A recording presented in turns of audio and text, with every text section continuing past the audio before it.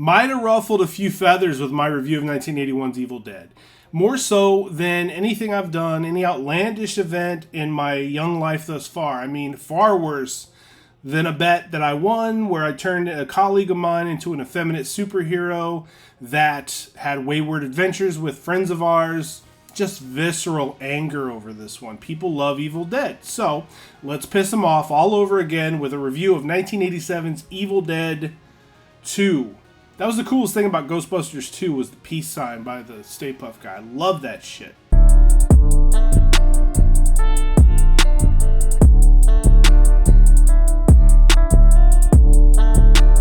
So I gotta tell you, I thought we were off and running with the second movie. With the voiceover that we get, not quite John Larroquette, but it's very Texas Chainsaw Massacre-esque in nature. And I dug that right away. I really enjoyed it. And we learn more about the book over the course of this voiceover before we see a car traveling down a familiar road carrying a familiar face that we all love by now. And instead of 5 crazy kids, we get Ash again and a lovely young woman that is named Linda heading across a bridge and pulling to a stop in front of that cabin. So pretty certain I would have never gone back there, but what the hell's going on? Real head scratcher immediately. What happened? Did we retcon one? I mean, Ash is then killing it on a piano. He's happy to be back in the cabin, it feels like, if he's ever been back there before. I don't get it just yet, but the stunning young lady, spinning, dancing, absolute knockout. He then gives her a necklace, just like he did in the first movie. Then he sees the reel-to-reel, and business starts to really pick up. He's got the book right next to the reel-to-reel.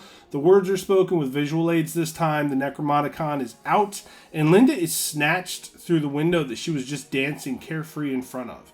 So the eye candy is gone as quickly as we get started. So this is different enough from the first one to keep things interesting. And I really seriously was concerned. I don't know if I conveyed that properly enough, but I said what the so many times in the first 10 minutes of this movie. But Ash ends up finding Linda outside the cabin, Deadite form, beheads her with a shovel. I believe it was a shovel.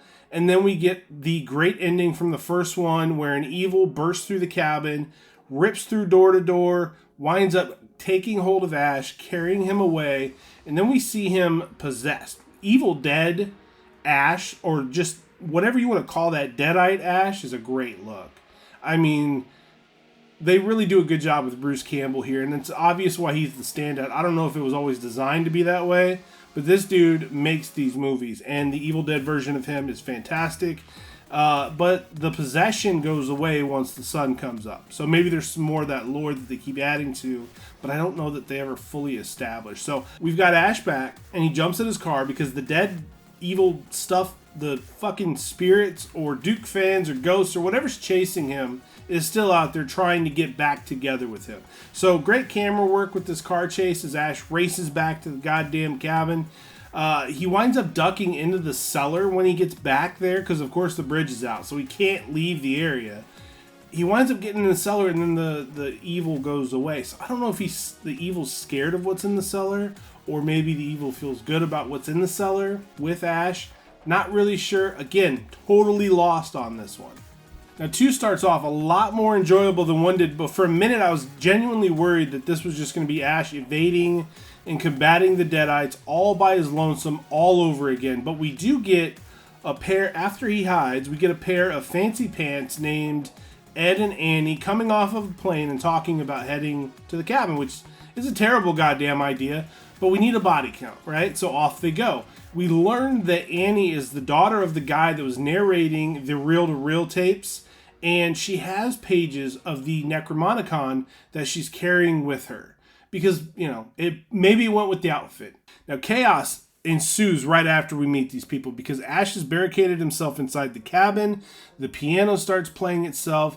Linda's severed head attacks him, biting his hand. And there's a scene where Ash is beating the shit out of this thing that's stuck to his mitt. Very funny.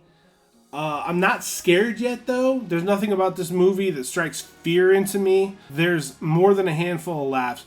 And the goal is to be entertained. So it's entertaining right now, if nothing else. I had also forever, having never seen these movies, I had forever wondered what caused my guy to lose his hand, and I got my answer here. So if nothing else, I was made a little bit smarter by watching Evil Dead 2. And what happens is his hand ends up turning evil somehow, and beats the shit out of, takes him to the woodshed. His own hand does. Very funny stuff. Again, you're going to be entertained, but Ash makes the all or nothing decision to saw it off with a chainsaw.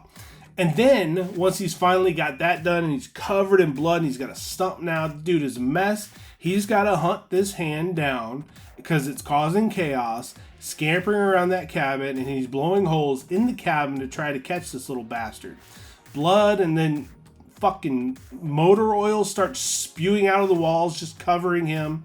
Meanwhile, Ed and Annie, our hoity-toity couple, link up with hillbillies Jake and Bobby Joe, our hillbilly couple, who just so happen to know of a trail that they can use to get to the cabin because the bridge looks like a Decepticon went across it. Our hero back at the cabin, however, Ash has gone off the deep end. The deer head on the wall is laughing at him. The room is dancing as a whole. He's cackling into the wind while blowing holes through the walls of the cabin, unknowingly hitting Bobby Joe in the process.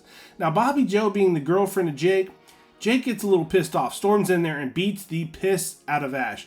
Annie's folks here are nowhere to be found, which is weird because the last time she heard from them, that's where they were, so they immediately think the worst.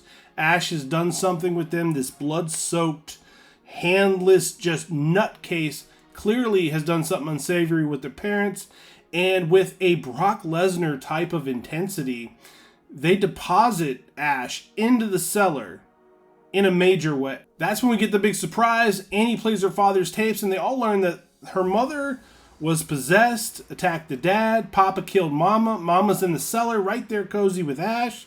Then it's all sort of rinse and repeat a little bit with the first one. As all of these people end up turning into Deadites, there's a really gross scene where an eyeball pops out, flies into Bobby Joe's mouth. Really, really nasty, gnarly looking stuff.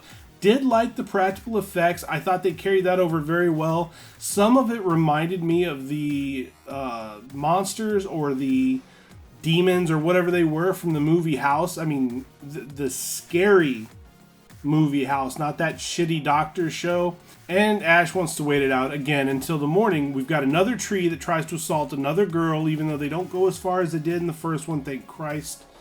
Annie knows how to translate this book, so there's that. It gives you a little bit of hope, maybe a little purpose, knowing that there's a way to figure out in the book what they could possibly do to defend themselves against whatever is coming their way. I cannot tell you, if you see anything in this film, go see the chainsaw attachment creation. That is a 20 out of 10 idea. A fantastic scene. Ash as a hero is kind of starting to grow on me at this point. Still pretty campy for my taste.